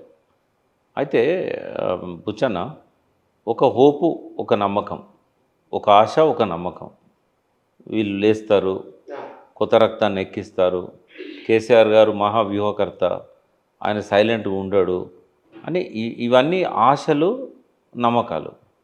వాళ్ళు చేయలేకపోతే ఏముండదు. అంటే కేటీఆర్ ఒక సమర్థుడైన లీడర్, హరీష్ రావు ఒక సమర్థుడైన లీడర్, కవిత రేపు జైల్లో నుంచి వచ్చిన తర్వాత ఆమె కూడా ఒక పెద్ద లీడరు. జైల్లో ఉండొచ్చిన వాళ్ళందరూ కూడా వాళ్ళు ప్రజాక్షేత్రంలో పోయినప్పుడు మళ్ళీ వాళ్ళకి హారతులు పడతారు జనం. ఎందుకు అట్లా? ఒక సానుభూతి.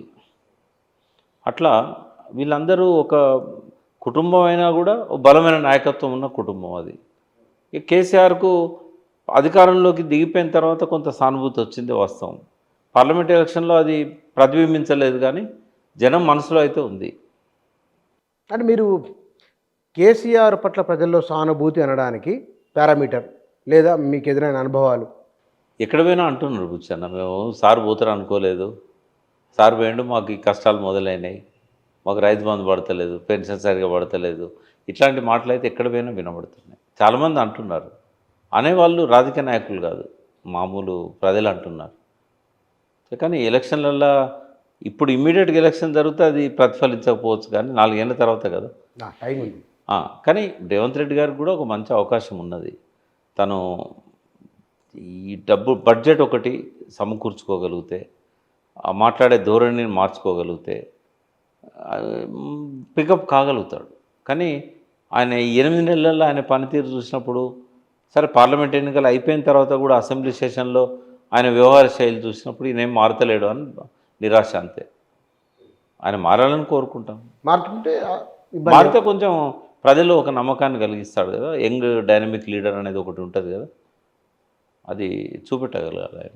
బహుశా కేసీఆర్ దగ్గర చూసారు కాబట్టి పార్టీ కొంత ఇబ్బందుల్లో ఉన్నది, ఎమ్మెల్యేలు వెళ్ళిపోతూ ఉన్నారు, బలహీనపడుతూ ఉన్నదనే సంకేతాలు వస్తున్న సందర్భంలో కేసీఆర్ వ్యూహం ఎట్లా ఉంటుంది? మొన్న అసెంబ్లీకి వస్తారని చెప్పి ప్రజలంతా ఎక్స్పెక్ట్ చేశారు, మేము ఎక్స్పెక్ట్ చేశాం. ఆయన వచ్చి అసెంబ్లీలో బడ్జెట్ మీద కనుక మాట్లాడి ఉంటే కొంత పోలరైజేషన్ వచ్చేది. బట్ నిరుత్సాహం అయితే ఉంది ప్రజల్లో, క్యాడర్లో. ఈయన రావట్లేదు కదా. సరే, ఒక నాయకత్వ శ్రేణి ఆ పార్టీలో ఉంది. కేవలం కుటుంబమే కాకుండా గతంలో మంత్రులుగా చేసి జగదీష్ రెడ్డి కావచ్చు, నిరంజన్ రెడ్డి కావచ్చు, ప్రశాంత్ రెడ్డి కావచ్చు, ఇట్లా కొంత గంగుల కమలాకర్ గారు కావచ్చు, వీళ్ళంతా ఒక స్ట్రెయిన్ ఉంది అందులో. ఆ లెవెల్ ఉంది, లీడర్షిప్ లెవెల్. వాళ్ళ వల్ల ఇవాళ క్యాడర్ ఉంది. వాళ్ళతో పెద్దగా క్యాడర్లో డిస్టర్బెన్స్ ఏం జరగలేదు. పోయిన ఎమ్మెల్యేలు కూడా కొద్దిమందిని తీసుకొని పోయిన ప్రజాప్రతినిధులు, జిల్లా పరిషత్ కొంత ఇప్పుడైతే వాటి ఉనికిలో లేకుండా పోయినాయి, ఎందుకంటే స్పెషల్ ఆఫీసర్ల పాలన మొదలైంది. బట్ చాలా వరకు ఏంటంటే అవిశ్వాసాలు పెట్టి మున్సిపల్ చైర్మన్లను దించేయడం ఇట్లాంటివి జరుగుతూ ఉన్నాయి. మొన్న పీర్జాదిగూడలో కూడా అవిశ్వాసం పెట్టారు. అయితే క్యాడర్ పోతుంది కొంత. బట్ కింది స్థాయి జనంతో సంబంధం ఉన్న నాయకులు వాళ్ళు కాపాడుకోగలగాలంటే ఇంకా మీనమేషాలు లెక్క పెట్టుకోకుండా బయటికి రావాలి, జనంలోకి పోవాలి ప్రోగ్రాం తీసుకొని. లోకల్ బాడీస్ ఎలక్షన్స్ వస్తున్నాయి, లోకల్ బాడీస్ ఎలక్షన్స్లో మళ్ళీ ప్రతిభను చూపెట్టాలి. ఇప్పుడు స్థానికంగా ఏమైందంటే బలమైన నాయకుడు, రెండవది అధికార పార్టీ, ఈ రెండు ఇంపార్టెంట్ అయితే. కాంగ్రెస్ అధికార పార్టీ, బడ్జెట్ రావాలంటే అధికార పార్టీ ఉన్న వాళ్ళని గెలిపించాలనేది ఒక ఉంటుంది. రెండోది ప్రజల్లో మంచి పనులు చేసిన నాయకుడు ఉంటే కనుక అధికార పార్టీలో ఉన్నా లేకున్నా ప్రజలు కొంత గెలిపిస్తారు. అటువంటి వాళ్ళని వీళ్ళు కాపాడుకోవాలి కదా. 10 ఏళ్ళు వీళ్ళతో ఉండి మంచి పనులు చేసిన నాయకులు ఉన్నారు. వాళ్ళని కాపాడుకోకపోతే ఏమవుతుంది? లోకల్ బాడీస్లో వీక్ అయిపోతారు. అదే కదా ప్రజాక్షేత్రంలో ఉండాల్సిన వాళ్ళు వాళ్ళే కదా. అక్కడ కనుక మన ఉనికిని కాపాడుకోలేకపోతే రేపు ఎమ్మెల్యే ఎలక్షన్స్లలో కూడా గాలి మీద ఆధారపడాల్సిందే, యాంటీ ఇన్కంబెన్సీ మీద ఆధారపడాల్సిందే. రెండు ఉండాలి. ఒకటి యాంటీ ఇన్కంబెన్సీ మనకు ఉపయోగపడుతుంది, రెండవది క్యాడర్ కూడా ఉండాలి, దాన్ని ఓట్లుగా మలుచుకోగలిగిన ఆ నిర్మాణం ఉండాలి. ఇవి కనుక చేసుకోలేకపోతే కష్టమవుతుంది. కానీ ప్రజల్లో వస్తున్న మార్పుకు తగ్గట్టుగా బీఆర్ఎస్ అనేది సిద్ధం కావాలి, జనంలోకి వెళ్ళాలి. అవుతున్నట్లు మీకు సంకేతాలు ఉన్నాయి? ఇప్పటివరకైతే ఏం లేవు. ఎందుకంటే నిర్మాణాన్ని పటిష్టం చేసుకోవట్లేదు. లోకల్ బాడీ ఎలక్షన్స్ ఇప్పుడు ఆయన అమెరికా నుంచి రాగానే ఆ సైరన్ ఇస్తాడు. మరి ఎక్కడన్నది టైం?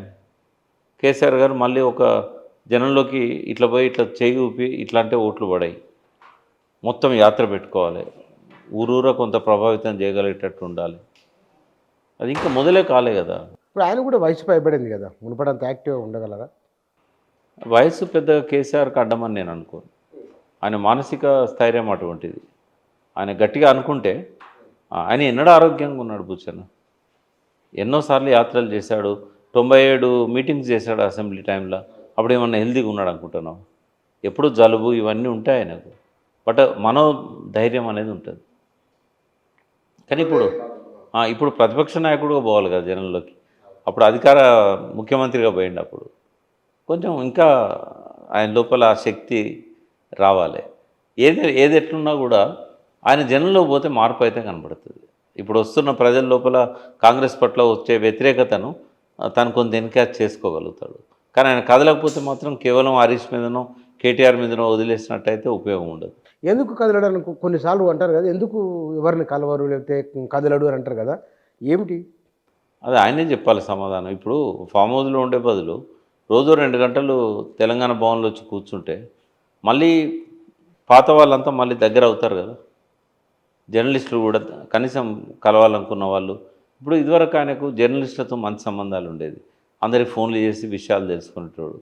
ఆ ఛానల్స్ అన్ని క్లోజ్ అయినాయి ముఖ్యమంత్రి అయిన తర్వాత. ఆయన చుట్టూ ఉండే పిఆర్ఓలు తప్ప బయట జర్నలిస్టుల ప్రపంచంతో ఆయనకు సంబంధాలు లేవు. చాలామంది నాకు చెప్తుంటారు, ఉద్యమకాలంలో నా ముందే 100 సార్లు స్ట్రింగర్లకు కూడా ఫోన్లు చేసి మాట్లాడేవాడు. ఏది లేదు కదా అసలు, వన్ సైడ్ క్లోజ్ అయిపోయింది అది. అంటే ఒక బాధ ఏముంటుందంటే అప్పుడు మమ్మల్ని పేరు పెట్టి ఫోన్ చేసి పలకరించి మాట్లాడేవాడు, కనీసం ఇప్పుడు అపాయింట్మెంట్ కూడా ఇస్తలేడు. వాళ్ళు ముఖ్యమంత్రి కాగానే ఏదో చెప్పుకుందాం అనుకుంటారు, వాళ్ళ బాధలు వాళ్ళకు ఉంటాయి. ఎన్నడూ పట్టించుకోకపోతే, వాళ్ళని దగ్గరికి రానియకపోతే, ప్రెస్ మీట్ పెట్టినప్పుడే ప్రెస్ మీట్లోకి వెళ్ళి ఒకరిద్దరు పేర్లు చెప్తే ఏం సంతోషం ఉంటుంది వాళ్ళకు. కమ్యూనిటీకి ఆయన ఇచ్చినవి కొంత ఉండొచ్చు జర్నలిస్టులకు, కానీ దాంతో సాటిస్ఫై కారు కదా. ఆ ఇళ్ళ నిర్మాణం కూడా ఆగిపోయింది, అలాట్మెంట్ కూడా కోర్టు తీర్పిచ్చినా కూడా ఆయన దాన్ని చేయలేకపోయాడు. ఇవన్నీ ఉంటాయి. ఒక్కొక్క సెక్షన్ దూరం చేసుకున్నాడు. ఇట్లా మనం ఒక్కొక్క సెక్షన్ గురించి మాట్లాడుకుంటూ పోవచ్చు. పోడు భూముల పట్టాలు లాస్ట్ మినిట్లో ఇచ్చాడు, అక్కడ కూడా మళ్ళీ వాళ్ళల్లో విభేదాలు వచ్చినాయి. అవి లాస్ట్ మినిట్ కాకుండా ఒక 4-5 ఏళ్ళ ముందే కనుక అది ఇచ్చుంటే సెటిల్ అయ్యేవాళ్ళు వాళ్ళు. ఎవరికైతే కొంతమంది గిరిజనేతలు కూడా పోడు చేసుకున్నారు, పేదవాళ్ళే, దళితులు ఉన్నారు, అలా లంబాడీలు ఉన్నారు, కొంతమందికి రాలేదు. ఇటువంటివన్నీ కూడా ముందే చేసుకొని ఉంటే ఆ దీపం ఉండగానే ఇల్లు చక్కబెట్టుకోవాలంటారు కదా. అవును. ఆ 5 ఏళ్ళు అయిపోయి లాస్ట్కు ఎలక్షన్లకు నోటిఫికేషన్ వచ్చే ముందర పోయి పట్టాలు ఇచ్చారు. ఇట్లాంటి ఇప్పుడు 10 ఏళ్ళు పరిపాలన కూడా ఒక ఆదివాసీని మంత్రి చేయలేకపోయారు. 2 టర్ములు కూడా బంజారా ట్రైబ్కే ఇచ్చిండు. పోనీ బంజారా ట్రైబ్కు 2 సార్లు మంత్రి పదవులు ఇచ్చి తండాలు గ్రామ పంచాయతీ చేసినా కూడా వాళ్ళు ఓట్లు వేయలేదు. ఈయన చేసిన మంచి పనులు కూడా ఆయన ఖాతాలో జమ కాలేకపోయాయి. ఎందుకు కాలేదు? రకరకాల కారణాలు ఉంటాయి. మళ్ళీ ఇక్కడ కూడా వేరే ఎన్నెన్నో కారణాలు. ఒక్క కారణం చెప్తాను నేను. ఇప్పుడు తండా ఒక ఊరికి అనుబంధంగా ఉన్నప్పుడు ఆ తండా అంతా ఒక తాటి మీద ఉండేది. ఆ తండాలో ఒక నాయకుడు ఉండేవాడు, ఆ నాయకుని మాటకు ఆ తండాలో వాల్యూ ఉండేది.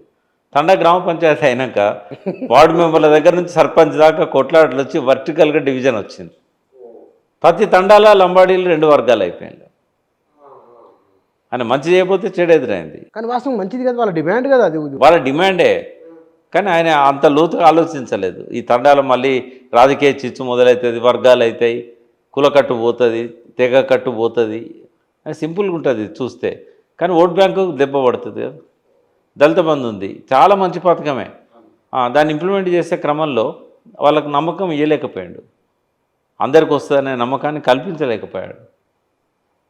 అంటే మంచి పనులే చేసిండు, ఆ మంచి పనులను జనంలోకి చెప్పుకోవడంలో విఫలమైండు. జనం లోపల అనుమానాలను నివృత్తి చేయడంలో ఇప్పుడు ఎంత పెద్ద బ్లండర్ అంటే ఆ ప్రభుత్వం మళ్ళీ అధికారంలోకి రాకుండా పోవడానికి ఒక 3-4 ప్రధాన కారణాలు చెప్తే అందులో మేడిగడ్డ ఒకటి. ఆయన నీటిపారుదల శాఖ మంత్రి. ఆ టైంలో అసెంబ్లీలో ఉన్న క్వశ్చన్స్ వచ్చినప్పుడు హరీష్ రావు గారు కూడా నీటిపారుదల మీద మాట్లాడుతూ వచ్చారు. అక్టోబర్ 21 రాత్రి అది బ్లాస్ట్ అయినప్పుడు, కుంగినప్పుడు తెల్లారి పొద్దున పోవాలి కదా, పోయి ఫస్ట్ అసలు అది పరిశీలించాలి కదా. ఎందుకు పరిశీలించాలి? ఆయన ఎందుకు పరిశీలించాలంటే ఆయన నీటిపారుదల శాఖ మంత్రి కాబట్టి, ఆయన ముఖ్యమంత్రి కాబట్టి ఆ బాధ్యత నెరవేర్చిండా? పోనీ ఒక మంత్రినన్న పంపించగలిగిండా? పోనీ ఏం కాలేదని చెప్పి ప్రజలకు ధైర్యం చెప్పిండా? పోనీ ఇంజనీర్లతోని దాన్ని పరిశీలించి ఇది ఎందుకు జరిగిందనే దాని మీద ఏమీ లేదు అసలు. అంటే మౌనం ఏదైతే ఉన్నదో, ఒక ముఖ్యమంత్రి, ప్రభుత్వాన్ని నడుపుతున్న వ్యక్తి, ఆ శాఖకు బాధ్యుడు, ఆయన మౌనము ఎంత మూల్యం చెల్లించాల్సి వస్తుందన్నది ఆయన ఆలోచించాడు. పోనీ పార్టీ ప్రతినిధులు ఎవరైనా మాట్లాడారా? ఆ 10 రోజుల తర్వాత నేను మాట్లాడింది మొట్టమొదటి కామెంట్ అది. చైర్మన్ ఉన్నా కాబట్టి ప్రభుత్వం తరఫున నేను మాట్లాడాను ఆ రోజు. 10 రోజుల తర్వాత నేను లేను, అమెరికాలో ఉన్నప్పుడు. ఎవరు మాట్లాడతారు అని చెప్పి నేను వచ్చినాక మాట్లాడాను. ఎందుకు మాట్లాడలేదు? జరగాల్సిన నష్టం జరిగిపోతూ ఉంటే చూస్తూ కూర్చున్నారు కదా. డ్యామ్ సేఫ్టీ వాళ్ళు వచ్చేసి వాళ్ళు ఏ పరిశీలన చేయకుండానే ముఖం మీద ఒక రిపోర్ట్ పడేసిపోతే దాన్ని క్వశ్చన్ కూడా చేయలేదు. ఎందుకు అంతా పోనీ ఆ కాలం అంతా పోయిండా ఆయన? ఇప్పటికైనా పోయిండా? ఈ రోజు వరకు కూడా మేడిగడ్డ పోలే కదా. అన్నీ ఎట్లా ఉంటాయి. ఇప్పుడు రేపు పీసీ కోర్స్ కమిటీ ఉంది విచారణ, నేను పోతున్నా కమిటీ ముందుకు, ఆయనకు కూడా నోటీసులు వస్తాయి. రేపు ఆయన ఏదైనా ప్రశ్న అడుగుతాడు, ఒకటే ప్రశ్న అడుగుతాడు, మీరు నీటిపారుదల శాఖ మంత్రిగా ఆ టైంలో ఉన్నారు, మీరు ముఖ్యమంత్రిగా ఉన్నారు, మీరు ఎప్పుడైనా మేడిగడ్డను సందర్శించిందా అని అడిగిండు అనుకో, కేసీఆర్ ఏం చెప్తాడు? పోవాలి కదా, ఇప్పటికైనా పోవాలి కదా. అవును, వెళ్ళి చూసి వచ్చి ఇప్పుడు ఆయనకు సమాధానం చెప్పడానికైనా పోవాలి కదా. ఆయన పిలవకుండానే పీసీ కోర్స్ కమిటీ విచారణ అయిపోతుందా? కర్త కర్మ క్రియ తానే అని చెప్పుకున్నాడు కదా. మరి బండి సంజయ్ నువ్వు మాట అన్నారు, కేసీఆర్ అరెస్ట్ చేస్తారేమని నిన్న పేపర్లలో వచ్చింది, నిన్న మొన్న. అంటే అరెస్ట్ చేయదా? ఇప్పుడు బుచన్న, ఇప్పుడు చట్టాలు కలిగిన వాళ్ళ చుట్టాలు అయిపోయినాయి. అధికార పార్టీ అనుకుంటే ఏం నేరం చేయకపోయినా అరెస్ట్ చేయవచ్చు, అధికార పార్టీ అనుకుంటే ఎన్ని నేరాలు చేసినా కూడా వదిలిపెట్టవచ్చు. అటు ఇటు రెండు వైపులా. కాబట్టి అరెస్ట్ చేయడానికి దానికి రీజన్ ఉండాల్సిన అవసరం ఏంది, కారణం ఉండాల్సిన అవసరం ఏంది? వాళ్ళు చేయదలుచుకుంటే చేస్తారు అంతే. ఇప్పుడు ఒక 10 ఏళ్ళు పరిపాలన చేసిన వ్యక్తి మీద బట్టగాల్చి మీదేయచ్చు, తవ్వితే కొంత వెళ్తాయి కూడా, ఏదో ఒక ఆధారంతో అరెస్ట్ చేయవచ్చు కదా, కేసు పెట్టవచ్చు. ఆర్థికపరమైనట్టయితే దోషిగా నిరూపించాల్సిన అవసరం ప్రాసిక్యూషన్కు లేదు. ఈడీ కేసులలో తాను నిర్దోషిని దోషే చెప్పుకోవాల్సిన పరిస్థితి. ఆ రకంగా చట్టాలన్నీ కూడా మార్చేశారు. కాబట్టి అరెస్ట్ అనేది వాళ్ళ విచక్షణ మీద ఆధారపడి ఉంటుంది తప్ప, ఏదైనా డిమాండ్స్ పెట్టినప్పుడు ఈయన లొంగలేదనుకో అప్పుడు అరెస్ట్ చేస్తారు. ఒకవేళ కాంగ్రెస్ తన పని తాను, బీఆర్ఎస్ కనుక ఇట్లే ఉంటే, మూడో ఫోర్స్ వచ్చిన కేసీఆర్ లాగానో, కేసీఆర్ ఉన్నారు కాబట్టి రేవంత్ రెడ్డి ఎదడానికి ఒక స్కోప్ ఉన్నది.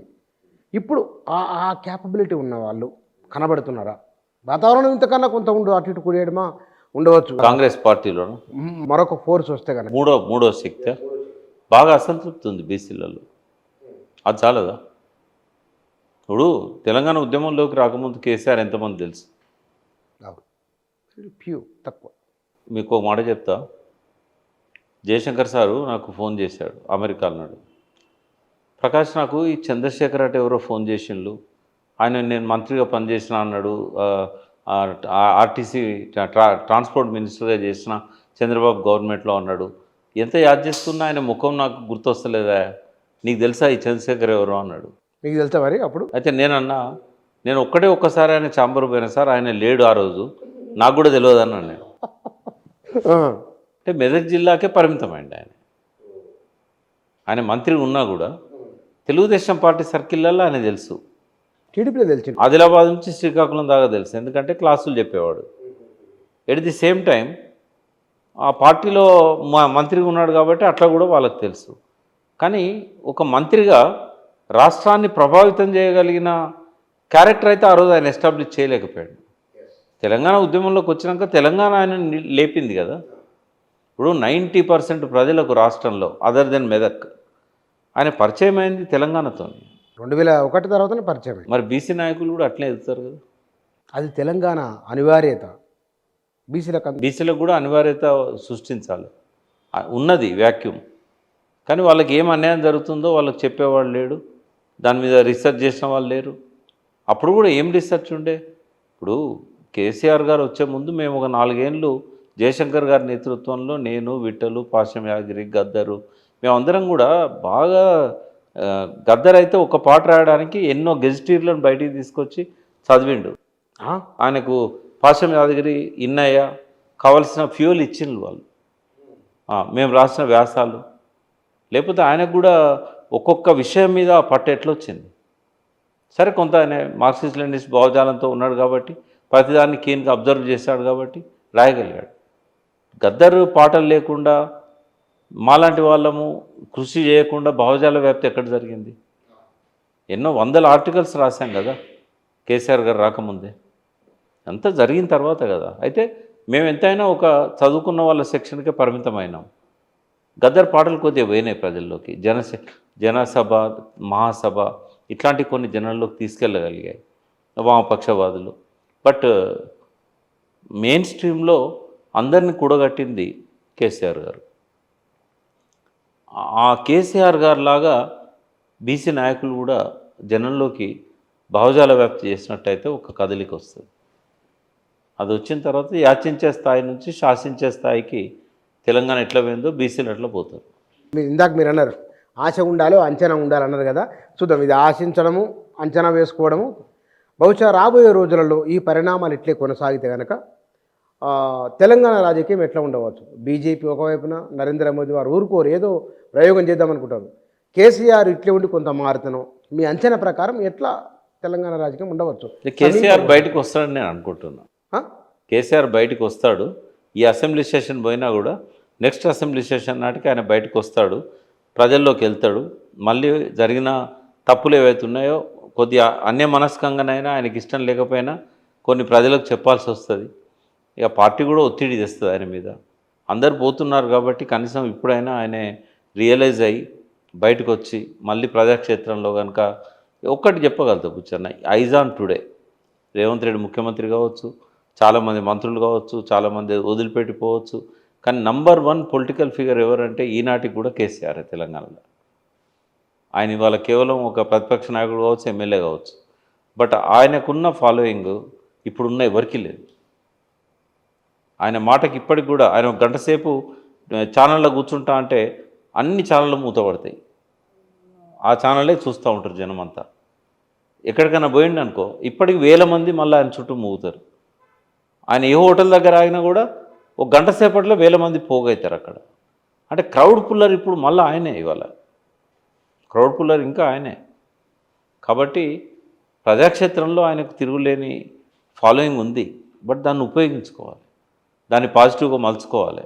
ఆయన మీద వచ్చిన ఆరోపణలు, తప్పులు వీటన్నిటికి సమాధానాలు చెప్పగలగాలి. సరే, ఎలక్ట్రిసిటీ జ్యుడిషియరీ కమిషన్ పక్క పోయింది, బట్ పీసీ ఘోష్ కమిషన్ అది గర్జించాలి కాళేశ్వరం మీద. అక్కడ రాకముందు ఒకసారి మేడిగడ్డకు పోయి రావాలి, క్షుణ్ణంగా దాన్ని స్టడీ చేసి రావాలి. ఏ ప్రశ్న అడిగినా చెప్పగలగాలి, నా తప్పేం లేదని ఆయన నిరూపించుకోగలగాలి. మేము ఎంతమంది మీ పీసీ ఘోష్ కమిటీ ముందు చెప్పినా కూడా ఆయన చెప్పిన దానికి సమానం కాదు కదా. ఇవన్నీ చేయాలి కదా, ఇవన్నీ చేయాలి. తర్వాత ఈ ప్రభుత్వం చేస్తున్న తప్పులను న్యాయస్థానాలలో కూడా ఎండగట్టాలి, ప్రజాక్షేత్రంలో ఎండగట్టాలి. అసెంబ్లీలో వాళ్ళు సమర్థంగానే ఎదుర్కొంటున్నారు, ఆయన రోల్ లేకపోయినా కూడా వాళ్ళు చేస్తున్నారు. కానీ జనంలో కూడా దాన్ని బట్టబయలు చేయాలి. మొన్న మంచి అవకాశం ఇచ్చిండు ఏది రేవంత్ రెడ్డి. ఏది రైతు రుణమాఫీ సంబంధించి ఆయన వాయిసే లేదు కదా దాని మీద. హరీష్ గారు బాగా మాట్లాడారు కానీ ఆయన మాట్లాడలేగా. అంటే ఒకవేళ ఆయన కనుక నోరు తెరవకపోతే రోజు రోజు కనుమరుగవుతాడు. నాయకుడు ఎప్పుడు ప్రజాక్షేత్రంలో ఉండాలి. అంటే ఇక్కడ కేసీఆర్ మీద ఒక అంచనా ఉన్నది, కేసీఆర్ మీద ఒక అంచనా రైజ్ అవుతారు అనే పాజిటివ్ అంశాలు చెప్పి నెగిటివ్ చెప్తున్నారు రేవంత్ రెడ్డిది. రేవంత్ రెడ్డి తను ఏదైతే మాట్లాడుతున్నాడో అది అమలు చేస్తే చాలు. నేను రైజ్ అవుతా, నేను హుందాగా ఉంటా, నేను మంత్రి కాకుండా ముఖ్యమంత్రి అయినా, నేను నేర్చుకుంటున్నా, నేను ఎదుగుతున్నా, ప్రజల ఆకాంక్షలు నేను నెరవేరుస్తా, నేను ఇచ్చిన హామీలన్నీ నెరవేరుస్తా, ఏవైతే అంటున్నాడో అవి ఖచ్చితంగా దానికి కట్టుబడి అమలు చేస్తే యాంటీ ఇన్కంబెన్సీ రాదు కదా, ఎందుకు వస్తుంది? కానీ ఆ పరిస్థితి ఆయనకు లేదు. చాలా ఒక అనుభవజ్ఞుడైన చీఫ్ మినిస్టర్ ఇవాళ ఆ స్థాయిలో ఉన్నా కూడా అన్ని హామీలు అమలు చేయడం అనేది సాధ్యం కాదు. సరే అప్పులకు భయపడకుండా అప్పులు దేని నేను ఎట్లా తీరుస్తాడో కూడా చెప్పాలి ఆయన. ఇప్పుడు కేసీఆర్ను ఆయనే అప్పులు తెచ్చిండు అని చెప్పి ఆయన ఏదైతే బ్లేమ్ చేశాడో అదే ఆయనకు మెడకు చుట్టుకున్నది. ఇప్పుడు అట్లా అనాల్సింది కాదు. ఇప్పుడు ఆయనన్న 10 సంవత్సరాలలో 6 లక్షల కోట్ల అప్పు తీసుకొచ్చాడు. ఈయన 8 నెలలనే 50,000 కోట్లు తీసుకొచ్చాడు. మరి ఇదే పద్ధతిలో పోతే 12 లక్షల కోట్లు అవుతుంది ఈ 5 ఏళ్ళల్లో. అంటే నువ్వు ఆయన ఎందుకు బ్లేమ్ చేసావు? ఇప్పుడు నీకే అది అడ్డంకిగా మారింది. రేపు మళ్ళీ ముఖం పెట్టుకొని జనం దగ్గర పోతావు. ఇదే టీఆర్ఎస్ వాళ్ళు అంటారు కదా, మేము 6 లక్షల కోట్లు చేస్తేనే నువ్వు ఇల్లే ఖర్చినావు, మరి ఇప్పుడు నువ్వెందుకు చేస్తున్నావు అప్పులు అని అంటారా అనరా? కొన్ని ముందటి కాలం బంధం వేసుకోవద్దు. ప్రభుత్వంలోకి వచ్చినాకనైనా అర్థం చేసుకొని నేను కూడా తేవాల్సి వస్తుంది.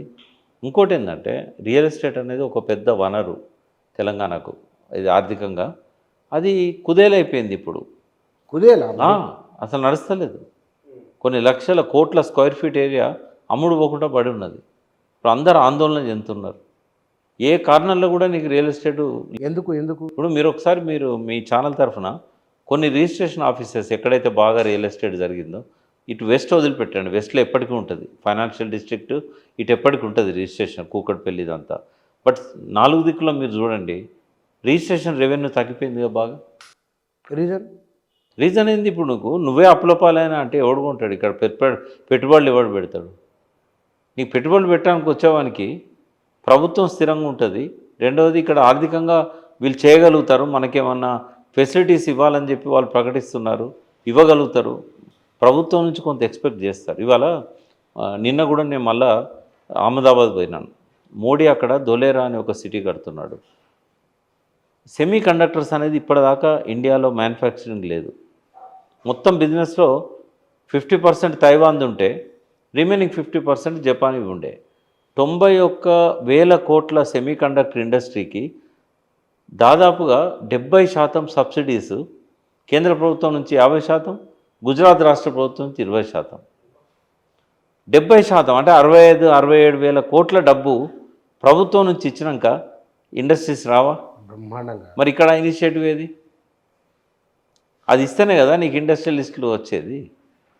ఇవన్నీ కూడా ఇప్పుడు ఈవెన్ టీఆర్ఎస్ పాలనలో ఏవైతే ఇండస్ట్రీస్ వచ్చాయో అవన్నీ మరి వేళ్ళు ఉండుకోవడానికి, వాళ్ళు బలపడడానికి, వాళ్ళకి ఇచ్చిన హామీలు నెరవేర్చే విధంగా దానికి కావాల్సిన మౌలిక సదుపాయాల కల్పన కోసం ఆ ప్రయత్నం చేయాలి కదా.